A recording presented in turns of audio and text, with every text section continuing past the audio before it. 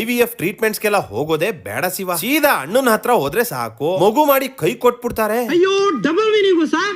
ಮಗು ಆಗೋಕ್ ಸಹಾಯ ಮಾಡ್ತಾರೆ ಅಂದೆ. ಅದು ಡಬಲ್ ಮೀನಿಂಗು ಸರ್. ಅಯ್ಯೋ ಅಂದ್ರೆ ಸ್ವಾಮಿಗಳು ಮಂತ್ರ ಹೊಡಿತಾರೆ, ಹೆಂಗಸರು ಗರ್ಭಿಣಿಯರಾಗೋಯ್ತಾರೆ ಅಂದೆ. ಹಂಗ ಮಕ್ಕಳ ಬೇಡಿದರ ಮಕ್ಕಳನ್ನ ಕೊಟ್ಟಾರ.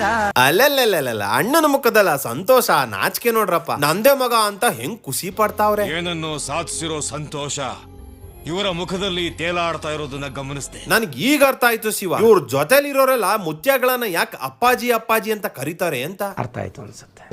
ಬಂದೆ ಬಂದೆ ಬಂದೆ ಬಂದೆ ಬಂದೆ ಬಂದೆ ಬಂದೆ ಬಂದೆ ಬಂದೆ. ಪಾಪ ಈ ಮುತ್ಯ ನೋಡ್ರಿ, ಮಕ್ಕಳು ಕೊಟ್ಟು ಕೊಟ್ಟು ಎಷ್ಟು ವೀಕ್ ಆಗೋಗಿದ್ದಾನೆ. ಒಬ್ಬೊಬ್ರದ್ದು ಅದೊಂಥರ ವೀಕ್ನೆಸ್. ಅವನ್ ಕಾರ್ ಡೋರ್ನ ಅವನೇ ಓಪನ್ ಮಾಡ್ಕೊಳಕ್ ಆಗ್ತಾ ಇಲ್ಲ. ಇನ್ನೊಬ್ಬ ಬಂದು